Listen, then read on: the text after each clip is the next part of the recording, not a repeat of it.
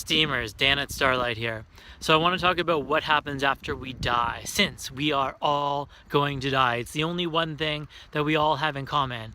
At least we think it is. Who knows what's going to happen? But so far, history has shown it's going to happen. And yet it's one of the things that is talked very little about, and people are sort of adamant that you either have crazy religious beliefs or you just can't know. Science has no place in dealing with this issue. So first of all, I want to ask you, what happened to you on your 5th birthday? Do you remember? Were you on your 5th birthday? You don't remember, do you? But you were there. So you, who is you now, doesn't remember a point when you were you before. Okay? Question number 2. What did you dream about last night? You probably dreamt something. You might have remembered a little bit of it waking up, but you probably don't remember any of it now. Yet you were you in that dream, right? You were you. And you, who is you now, doesn't remember you being you back then. And the reverse of that, when you were in that dream, you were you, but you probably couldn't recall in that dream, or you weren't even aware of the fact that you had a day in this life that existed before, at least consciously. Right? So these are 3 examples for me that help me set a precedent for the idea that just because you don't remember you being you at a previous time doesn't mean you weren't you, right? To me, it seems to follow that just because you don't remember what happened before you were born, in the same way you don't remember your 5th birthday party or your dream last night, that's not good evidence just that you don't remember it for the fact that it doesn't exist. I mean, and yet we were told as kids, oh, you didn't, reincarnation didn't exist, or, scientifically, you probably just started your consciousness when you were born because you don't remember what happened before that. But that's just to me now, that sounds like a really bad argument. All right. So, the next stage is there's all this data that's been collected recently and analyzed by doctors, scientists about near-death experiences or full-on death experiences, which you should look up because I don't want to try to reference it all here. I just want to talk broadly about a bunch of different things. But in this research, they've done it to such a point where doctors have had people on their operating table clinically pronounced dead having out-of-body experiences where they can look down on their body and recall what was happening in the operating room during the time they were clinically pronounced dead, right?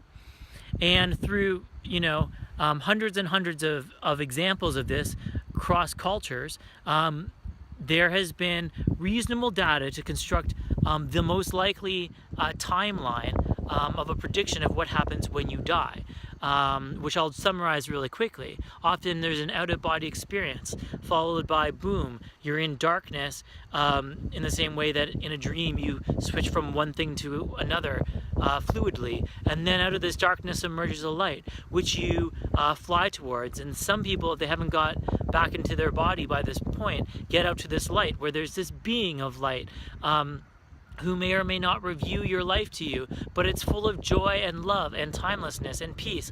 And often relatives who have died, not ones who are alive, but who have died, are there.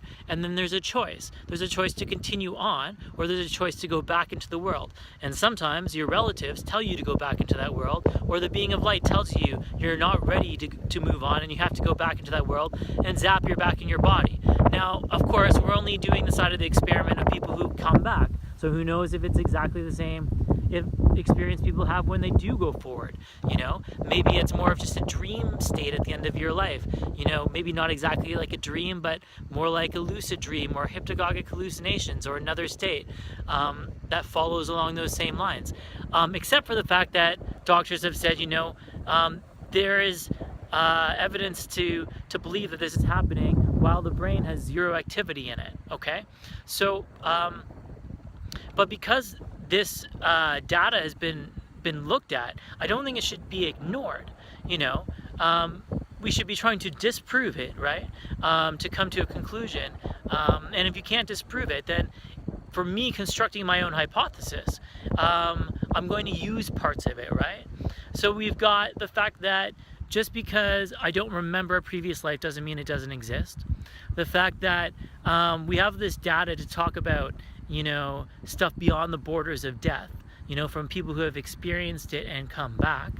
And we also have now the best theory that I have come across, which is the simulation hypothesis, right? Which is kind of like the singularity, the fact that we would upload our consciousness to the internet and live forever, except that it goes beyond the singularity and says that if that is possible in the future, which seems likely at this point, then you have to assume it already has happened, right? That we already have uploaded our consciousness to the internet. And that this, if we were living forever, would be one of the simulations we would put our consciousness through. And whether this ball of light is one consciousness, which has been decentralized into a simulation as a collective consciousness, and we all think that we're little individual pieces of it, but really it's a way of storing and growing one ball of light consciousness that these people see when they die, or whether we all are, our individual consciousnesses, doing our own little experiment or whatever. You have to follow that, if we were able to create this type of simulation for us to exist in, then we're already in it, right? So I think that, the sky's really the limit, but for me, I'm not afraid of death in the same way I'm not afraid of a video game.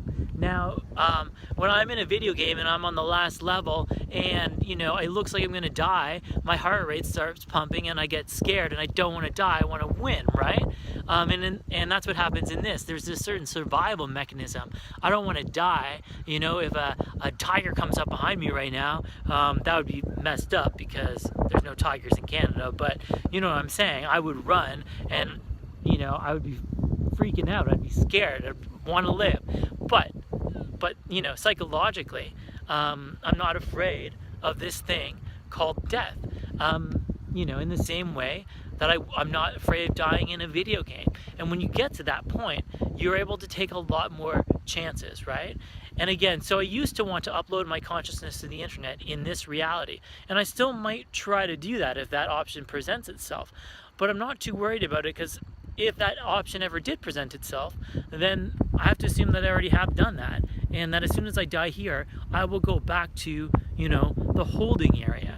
The area without, a finite time, without beginning and end like a simulation has. The place where it's infinite. And I think it might just be infinite just because in that realm we understand that we're living forever. So we don't have to define it by like a finite beginning and a finite end. It is just in that area. It's just what you're doing now and what you choose to do now, which would be at some point in infinity to create a simulation like this and throw your consciousness into it just for kicks, just to see what happens, right?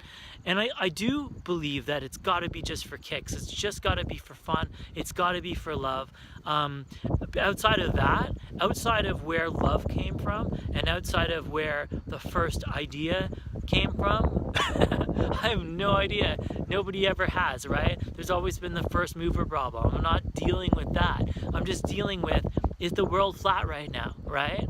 Oh, wait, no, maybe it's round. Oh, maybe we're not the center. Oh, maybe our galaxy, is just part of one of many, many galaxies. Maybe we live in a multiverse, right? Maybe we can see outside of the fact that we are just information floating around, okay? I don't know.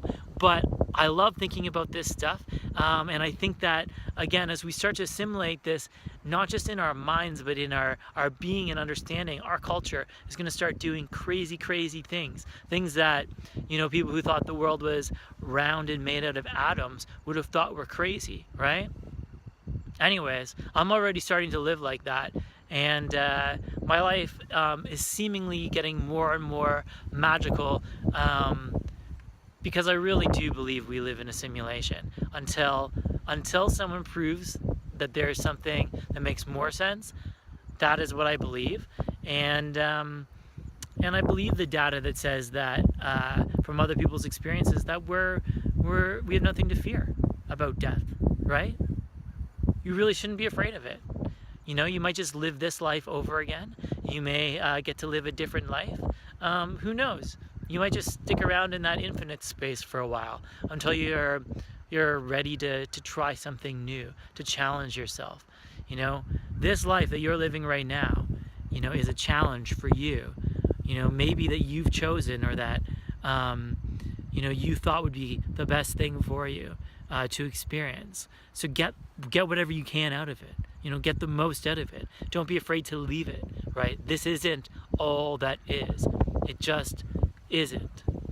Okay? Anyways, again, I don't know a thing. I have no idea what I'm talking about. I just have my own delusion, and I think it's cooler than the one I used to have. All right? Dan at Starlight, peace out.